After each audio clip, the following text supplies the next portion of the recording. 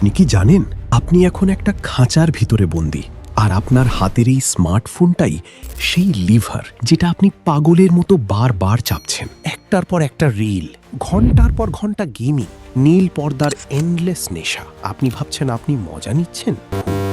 বড় বড় কোম্পানিগুলো হাজার হাজার নিউরো সায়েন্টিস্ট হায়ার করেছে শুধু আপনার ব্রেন হ্যাক করার জন্য। তারা জানে কিভাবে আপনার ব্রেনে ডোপামিনের ফ্লাড তৈরি করতে হয়।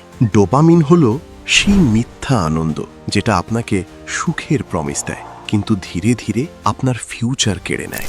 আজ আপনার অ্যাটেনশন স্প্যান একটা গোল্ড ফিশের থেকেও কম।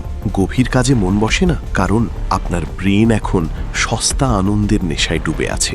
বিএফ স্কিনারের সেই ইঁদুরটার কথা মনে আছে?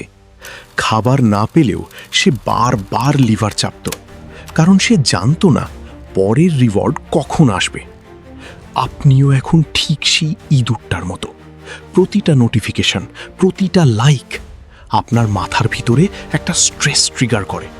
তাই আপনি স্ক্রোল করতেই থাকেন, কারণ আপনি জানেন না পরের ভিডিওটা আপনাকে হাসাবে নাকি চমকে দেবে।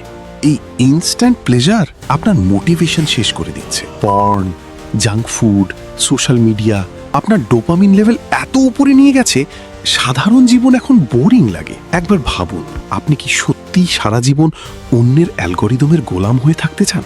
সময় এসেছে নিজেকে রিস্টার্ট করার। আজ থেকেই শুরু করুন 21 দিনের ডোপামিন ডিটক্স চ্যালেঞ্জ। কিছুদিন দূরে থাকুন social media, gaming, cheap pleasure. আপনার ব্রেনকে রিসেট হওয়ার সুযোগ দিন।